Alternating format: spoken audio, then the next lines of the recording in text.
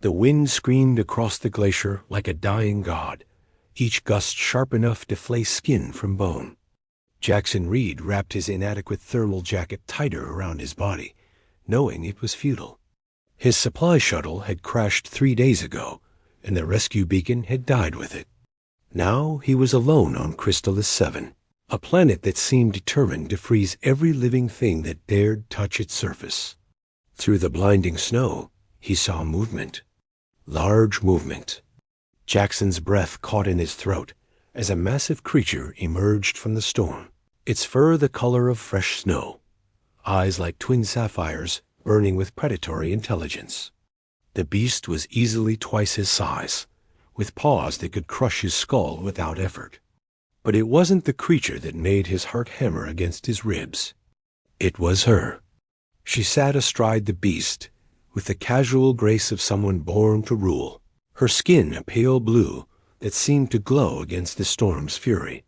Her hair flowed like liquid silver, untouched by the wind that threatened to knock Jackson off his feet. She wore armor that looked carved from ice itself, form-fitting yet clearly functional, with patterns that pulsed with an inner light. Her eyes, when they found him, were the color of frozen amber, ancient and knowing. "Why do you not tremble, human?" Her voice cut through the wind like a blade, musical, yet carrying an undercurrent of genuine curiosity. "One word from me, and Snowfire will tear you to pieces." Jackson straightened despite his exhaustion, meeting her gaze. Something about her demanded honesty, not groveling. "Maybe I'm too tired to be afraid. Or maybe I've already accepted I'm going to die on this ice ball. Either way, trembling seems like wasted energy." Her eyes widened slightly, the only indication of surprise on her otherwise composed face. The massive snow leopard beneath her shifted, its rumbling growl vibrating through the frozen ground. Yet she raised one elegant hand, staying the beast's advance. "Fascinating," she murmured, dismounting with fluid grace. Each step she took toward him left crystalline footprints that glowed briefly before fading. Most species grovel immediately when faced with their death. "You speak as though you're discussing the weather." "Well, the weather here does seem like the main topic of conversation," Jackson replied, surprised to find himself capable of humor despite his situation. "Though I imagine you don't get many visitors to discuss it with." A smile ghosted across her lips, there and gone like a snowflake. "You are either remarkably brave or remarkably foolish." She circled him slowly, studying him with the intensity of a scientist examining a new specimen. "I am Queen Valeria of the Frost Realms, sovereign of Crystalis 7 and keeper of the eternal winter. And you are trespassing." "Jackson Reed," he replied, turning to keep her in his sight. "And I wasn't exactly planning to trespass. My shuttle decided to have an unscheduled meeting with your planet's surface. A crash." She stopped in front of him, close enough that he could see the intricate patterns of frost that seemed to move beneath her skin like living things. "You are a surveyor? A scout for invasion?" "An engineer," Jackson corrected.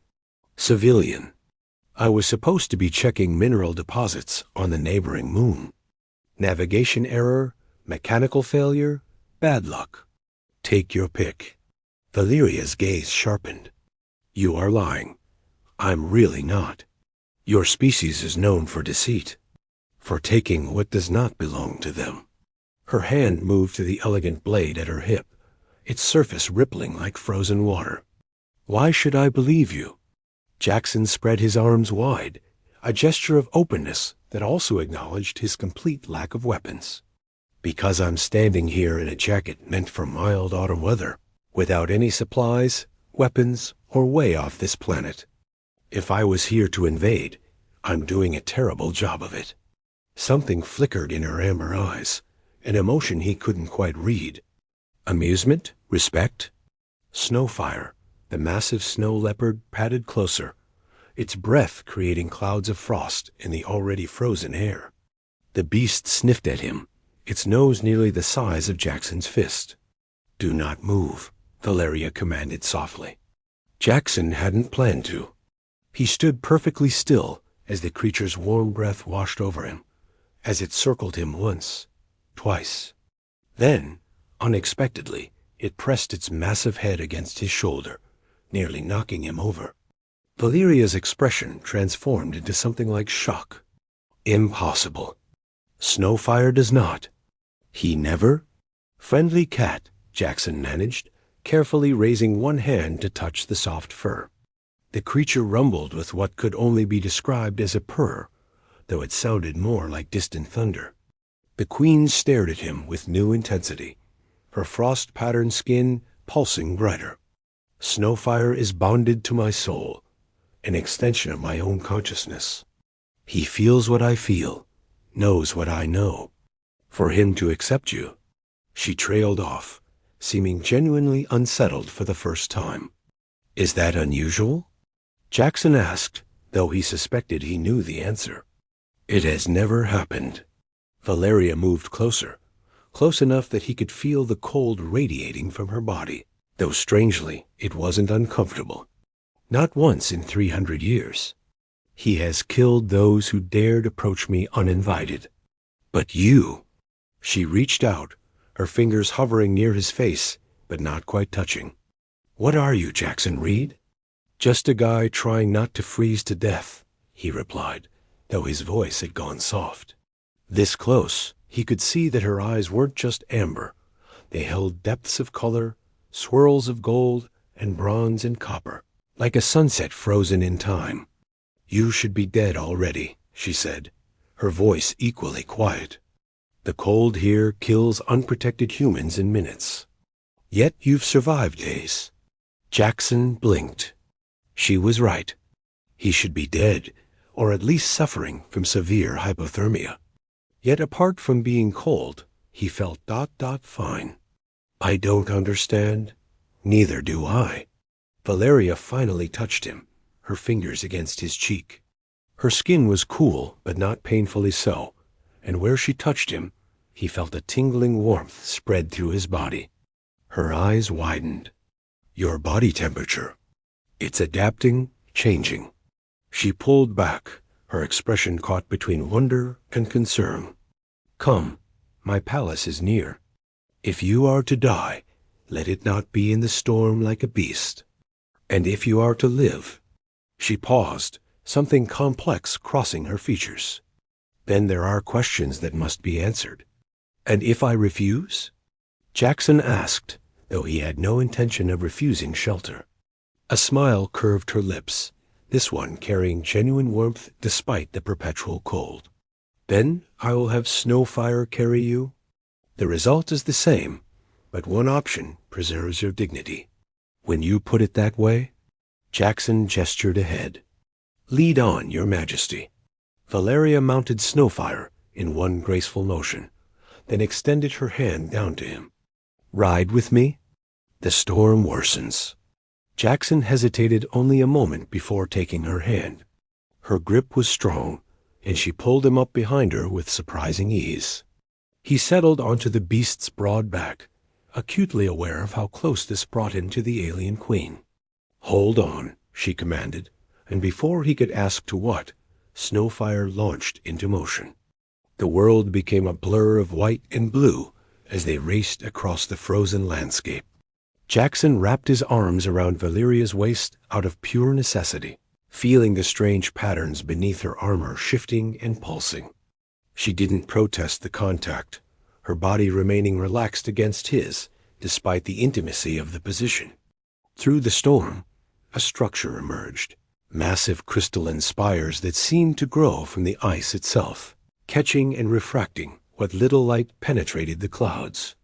The palace was both beautiful and alien, its architecture following rules that human minds hadn't conceived. As they approached the towering gates, Jackson felt Valeria tense slightly. My court will not understand this, she said softly, almost to herself. Bringing a human into the palace. They will say I've gone mad. Have you? Jackson asked, surprising himself with the boldness. She turned her head slightly, her profile sharp against the pale sky. Perhaps. But Snowfire does not lie, And what he senses in you? I must know what it means. The gates opened, revealing a courtyard of ice and light. Other beings of Valeria's species watched their approach with expressions ranging from shock to outright hostility. Jackson felt the weight of their stares, understanding that he'd just entered a world where he was neither wanted nor welcome. But Valeria sat straighter, her voice ringing clear with royal authority as Snowfire carried them forward. I am Valeria, Queen of the Frost Realms. I bring a guest under my protection. Let any who would challenge this speak now. Silence answered her, thick with tension and unspoken objections. As they dismounted, Valeria's hand found his briefly, her cool fingers squeezing once. Welcome to my world, Jackson Reed. Try not to melt anything. Despite everything, despite the danger and the unknown and the hostile stares, Jackson smiled. I'll do my best. The interior of the palace was breathtaking in ways that defied description. Walls of living ice curved overhead, shot through with veins of luminescent crystal that pulsed with soft light.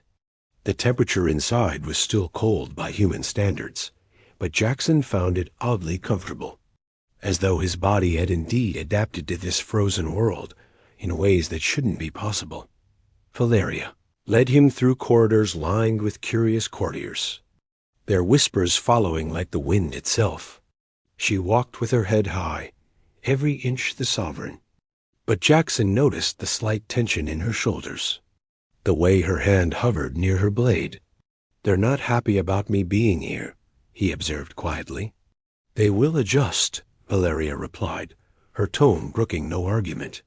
Or they will learn what happens when they question their queen. She glanced back at him, something softer entering her expression. Though I confess, I'm not certain what possessed me to bring you here. Snowfire's acceptance or not, this is unprecedented. Having second thoughts? A small smile played at her lips. Constantly. Yet here you remain. They arrived at a chamber that seemed carved from a single massive crystal, its facets catching and multiplying the light into rainbow patterns. A large pool dominated the center, steam rising from its surface in lazy spirals. Thermal springs, Valeria explained, gesturing to the pool. Heated by the planet's core. You'll need to bathe and change. Those garments are insufficient and frankly offensive to look at. Jackson glanced down at his tattered jacket and frostbitten clothes. Fair point. Though I don't suppose you have human-sized clothing lying around? We will improvise. She moved to an alcove and retrieved what looked like a robe made of some shimmering material. This will adapt to your form. Our textiles are grown, not woven. They respond to the wearer's needs. She held it out, and when their fingers brushed during the exchange, Jackson felt that same strange warmth spread through him. Valeria's eyes widened slightly, her frost patterns glowing brighter. You feel it too, she said, not quite a question. Every time, Jackson admitted. What is it? I don't know. She withdrew her hand slowly, as though reluctant to break the contact. But I intend to find out. She moved toward the chamber's entrance, then paused. I will send attendants with food. Rest. We will speak more when you've recovered. Valeria, he called out as she reached the doorway. She turned, and he saw vulnerability flash across her features for just a moment. Thank you for not letting Snowfire eat me. Her laugh was like bells made of ice, clear and bright. The day is young yet, Jackson read. Don't tempt me. After she left, Jackson shed his ruined clothes and sank into the thermal pool with a groan of pure relief. The water was perfectly heated, and as promised, attendants arrived shortly after with plates of food that looked alien but smelled surprisingly appetizing. They were young members of Valeria's species, their frost patterns less developed, and they watched him with a mixture of fear and fascination. Is it true? One of them asked, a female with pale green undertones to her skin. That Snowfire accepted you? Seemed to, Jackson replied, trying what looked like a crystalline fruit. It tasted like winter berries and starlight. Is that really so strange? Snowfire is bonded to the queen's soul, another attendant explained. This one male with silver patterns dancing across his arms. He is her protector, her companion, a physical manifestation of her power. For him to accept an outsider, especially a human. He trailed off, shaking his head. What do your people have against humans? Jackson asked, genuinely curious. The attendants exchanged glances. Finally, the female spoke. Your kind tried to colonize our world once, generations ago. They came with weapons and promises of progress, but they wanted only our resources. They didn't understand that Chrysalis 7 is alive, that we are part of it, and it is part of us. Queen Valeria's grandmother fought them, drove them away. Many died on both sides. Jackson absorbed this information with growing understanding. No wonder the corp was hostile. I'm sorry. I didn't know. Few humans do, the male said. They remember only that we are the ones who killed them, not that they were invaders. He studied Jackson with calculating eyes. But you are different. The queen would not have brought you here otherwise. And Snowfire's judgment is never wrong. After they left, Jackson dressed in the adaptive robe, which indeed shifted to fit him perfectly, feeling like cool silk against his skin. He explored the chamber, finding that one wall was actually transparent crystal, overlooking a vast frozen valley. Twin moons hung in the purple sky, casting everything in an ethereal glow. He didn't hear her enter, but he felt her presence like a change in the air pressure. Beautiful, isn't it? Valeria's voice came from behind him. She'd changed as well, now wearing flowing garments that seemed to be made of flowing water frozen mid-motion. Her silver hair was unbound, cascading down her back like a waterfall. Breathtaking, Jackson agreed, though he found he was looking at her reflection in the crystal rather than the view. She moved to stand beside him, close enough that he could feel the cold radiating from her skin. I've been researching your species since we arrived, trying to understand what makes you different. Find anything interesting? Your body temperature has risen 3 degrees since I touched you in the courtyard. Your cellular structure is showing signs of adaptation that should take months, not hours. And according to my physicians, you're developing frost patterns. She turned to face him directly. Like ours. Jackson looked down at his arms and saw she was right. Faint silvery lines traced beneath his skin, almost invisible, but definitely there. How is that possible? I have a theory. Valeria reached out, taking his hand in both of hers. The patterns in her skin flared brightly, and Jackson felt warmth flood through him. Our people bond with this world on a cellular level. It's why we can survive here, why we're part of the planet's consciousness. But the bonding only works with compatible life forms. Her amber eyes met his. You're compatible, Jackson. Your presence here, the crash, it wasn't accident. The planet called you. That's insane, Jackson breathed. But even as he said it, he felt the truth of her words resonating through him. The dreams he'd been having before the crash, the inexplicable navigation errors, the way he'd survived what should have killed him. Is it? Valeria's fingers traced the emerging patterns on his wrist. Chrysalis 7 is sentient in ways your science doesn't acknowledge. It chooses who belongs here, and it's never chosen a human before. Why me? She looked up at him, and he saw uncertainty in her ancient eyes. I don't know, but Snowfire knows. He sensed it immediately. You're not just compatible with the planet, Jackson. You're compatible with ... double quotes. She trailed off, seeming to catch herself. With you? He finished softly.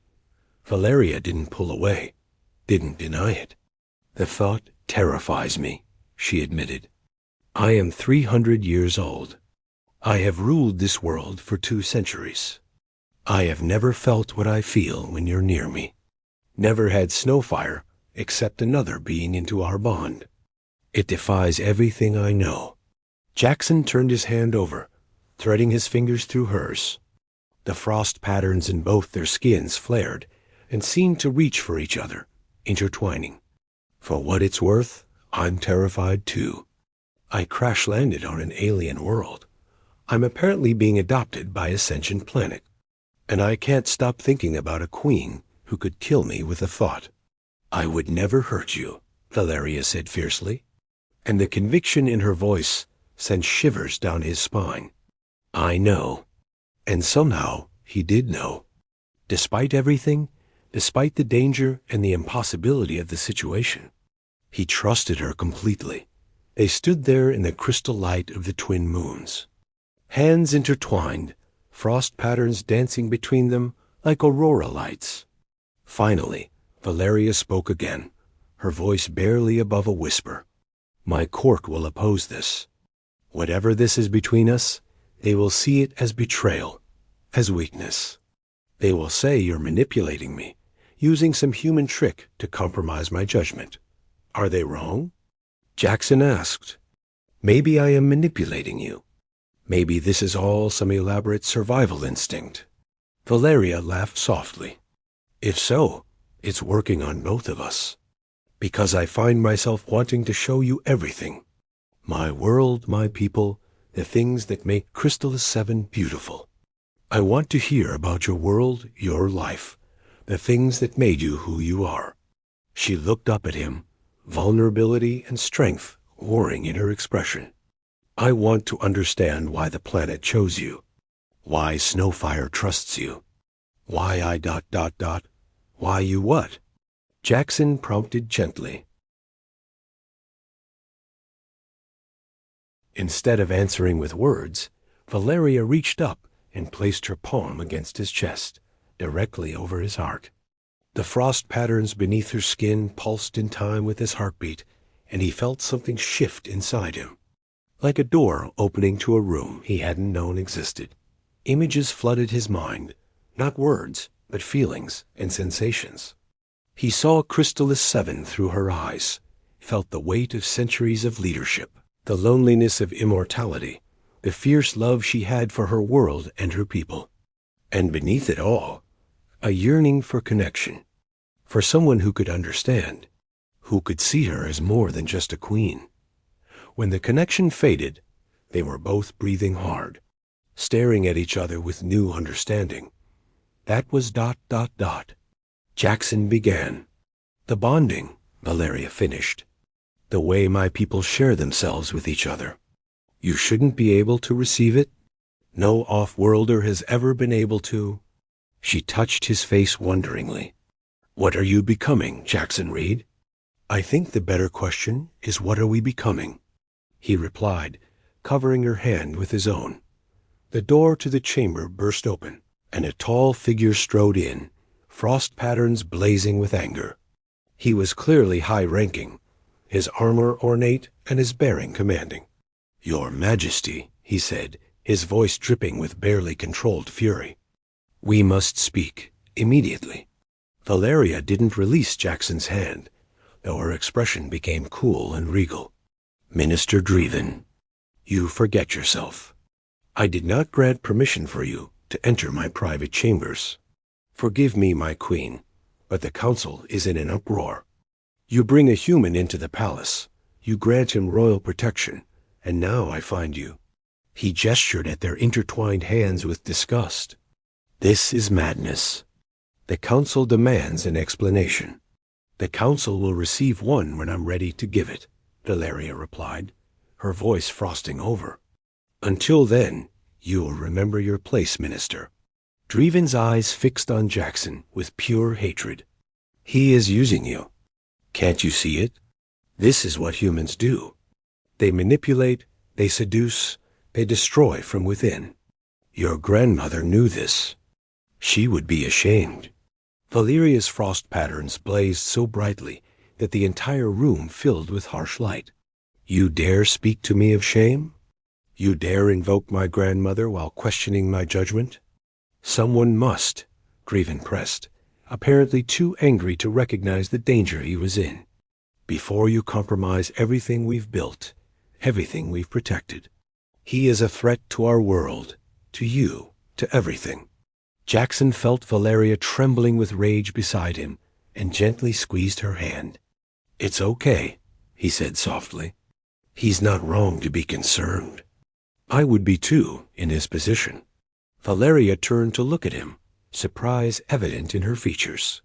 Grievin seemed taken aback as well. Look, Jackson addressed the minister directly. I understand your concerns. Your people have every reason to distrust humans. But I'm not here to hurt anyone or take anything. I don't even fully understand why I'm here or what's happening to me. All I know is that your queen saved my life when she could have let me die.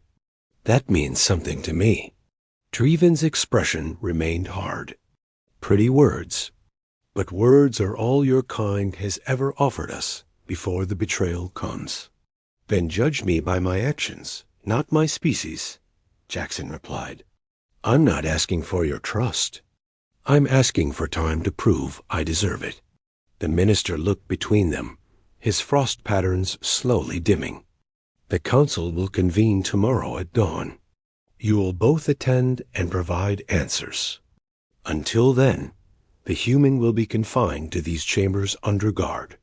He is my guest. Not my prisoner, Valeria objected. Then he is a guest who will remain in appropriate quarters for his own safety, Grievin countered.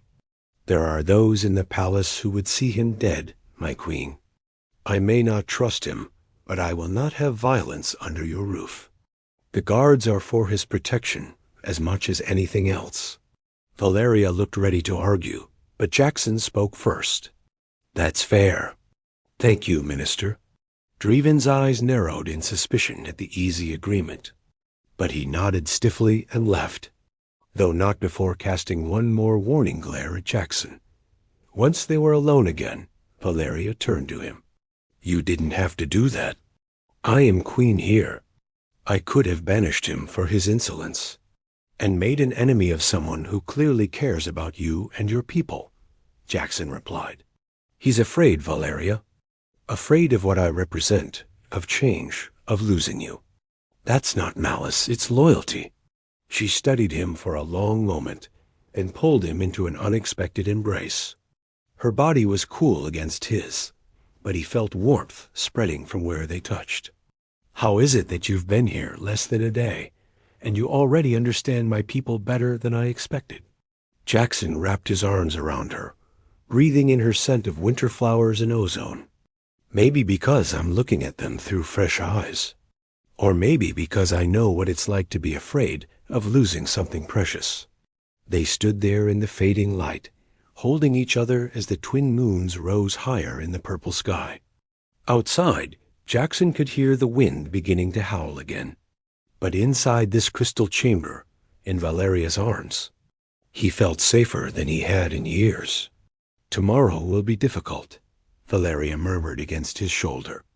The council will demand proof that you're not a threat. They'll test you, challenge you, try to find any weakness they can exploit. Then we'll face it together, Jackson replied. Whatever comes. She pulled back just enough to look up at him, her amber eyes searching his face. You're either very brave or very foolish, Jackson Reed. I haven't decided which yet. Why not both? He echoed her earlier words with a slight smile. Valeria laughed, the sound soft and genuine. Then, before either of them could overthink it, she rose on her toes and pressed her lips to his dot. The kiss was cool fire and electric ice, a sensation unlike anything Jackson had ever experienced.